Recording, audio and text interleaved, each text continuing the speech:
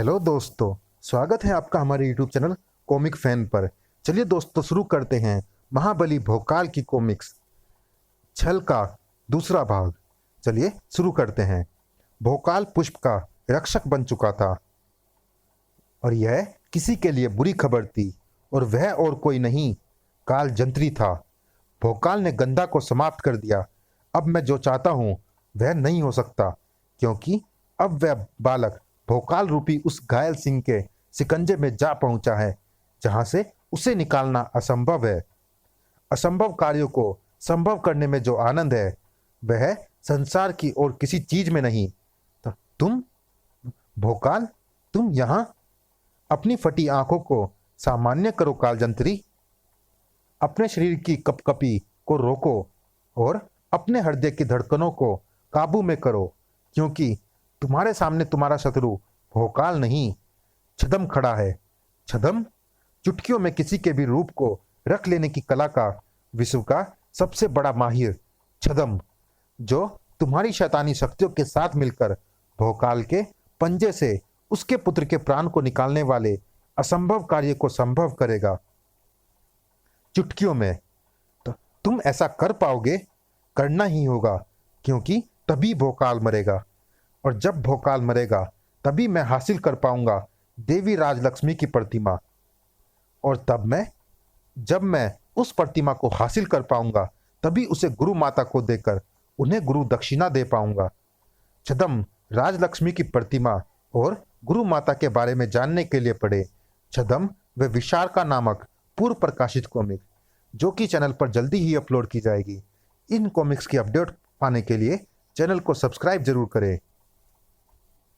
इधर ऋषि अखिलेश के आश्रम में, हे देवता, मैं तेरी कठोर साधना करने जा रहा हूं, ताकि मेरे नाती पुष्प के सिर से संकटों का साया सदा के लिए दूर हो जाए।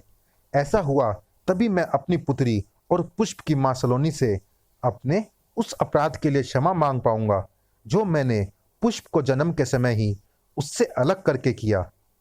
हे देवता, मेरी सहायता कर, ताकि मैं अपने नाती को संकटों से बचाकर उसे उसके पिता भोकाल जैसा बना सकूं।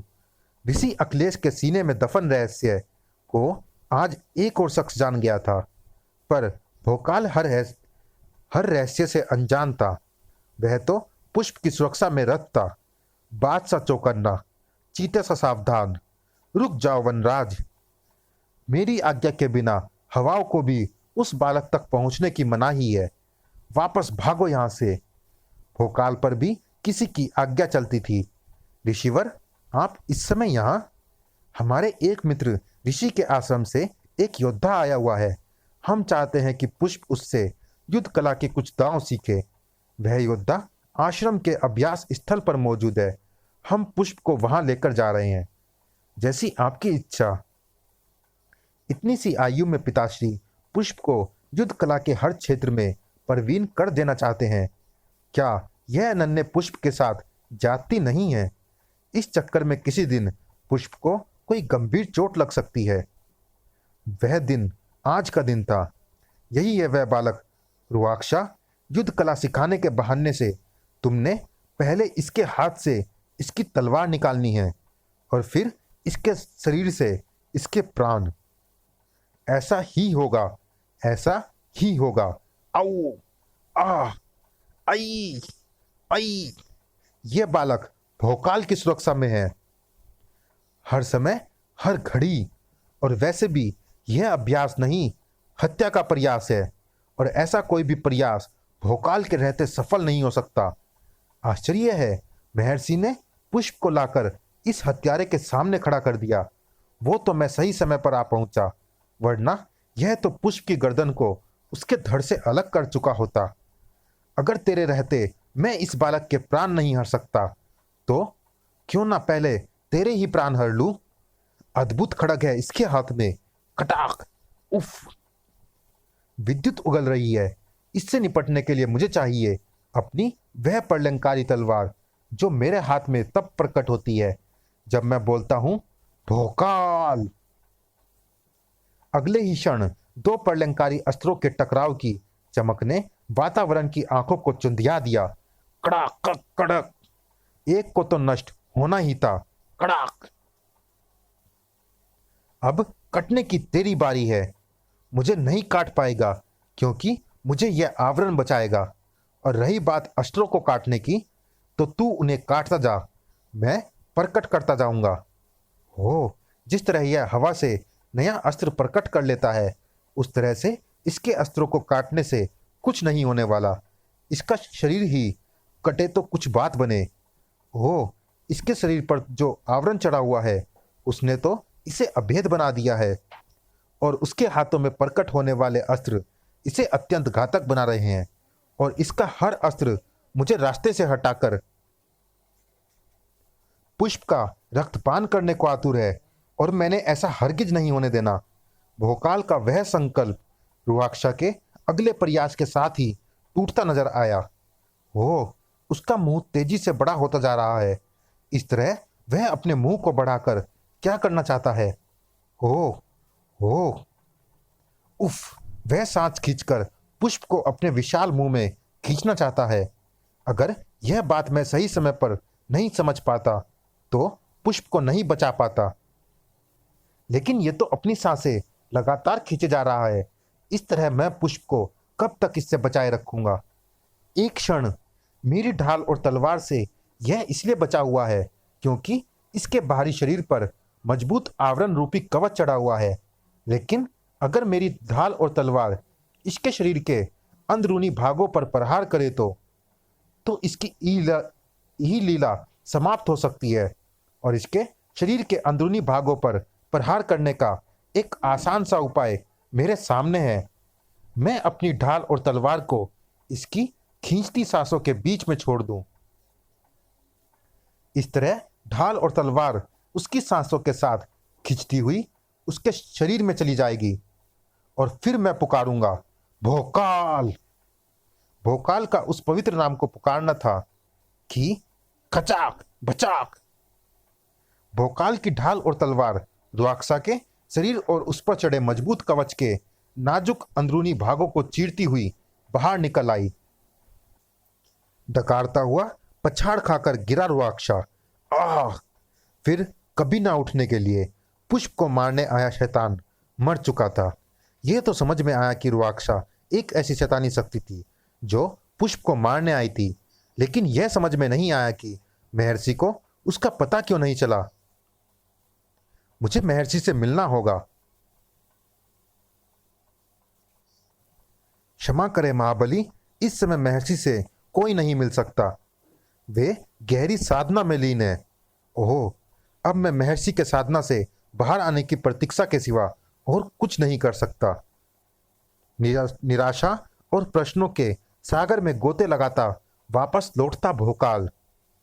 अगर एक बार इस पेड़ के पीछे देख लेता तो हक्का बक्का रह जाता।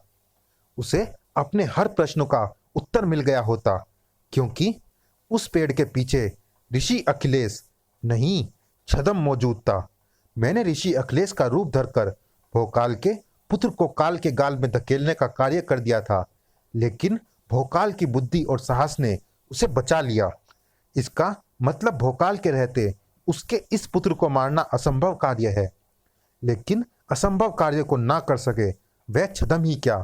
और ऐसा करने के लिए मुझे अपनी योजना बदलनी होगी, और अब उस योजना का मैदान यह वन नहीं, राजधानी होगी। और इस मैदान में भोकाल को मेरे शिकार के साथ शिकार होने के लिए स्वयं आना होगा। छद्म वेश धरने के इस माहिर खिलाड़ी की जो योजना थी वह एकदम अनोखी थी। बालकों को कहाँ ले जा रहे हो जी? राज उद्यान दिखाने। मैं उन्हें राज उद्यान दिखाने नहीं, अपना बंदी बनाने ले जा रहा हूँ। और मेरी योजना मात्र इन्हीं बालकों को नहीं, अपितु समस्त विकास नगर के बालकों को बंदी बनाने की है। और इसके लिए इन बालकों का अपहरण करना मेरे लिए बड़ी बात नहीं है, क्योंकि इन बालकों को शहर अपने साथ ले जाने के लिए इनके माता पिताओं का भेष रखना मेरे लिए कोई मुश्किल कार्य नहीं है। छद्म वेश बदल बदल कर जो कर रहा था उसने शीघ्र ही हंगामा कर दिया। बालकों को तुम अपने साथ ले गए थे, कहाँ छोड़ आए? मैं बालकों को अपने साथ ले गया था? तेरा दिमाग तो नहीं खराब नहीं है? मैं तो खेत से आ रहा हूं। बच्चे कहाँ हैं मुझे क्या मालूम। मेरे से अपना शरीर तो संभलता नहीं है, बच्चों को साथ ले जाकर कैसे संभालती। सनसनी फैल गई। हमारे बच्चे, हमारे बालकों का अपहरण हो गया। सिर्फ हमारे ही नहीं, पूरे नगर के बालकों का अपहरण हो गया। राजधानी पर एकाएक आई इस संकट की सूचना वन की आग की तेजी से ऋषि अखिलेश के आश्रम में मौजूद भोकाल तक पहुंची। यह क्या कह रहे हो? सत्य यही है महाबली, राजधानी के लगभग सभी बालक गायब है।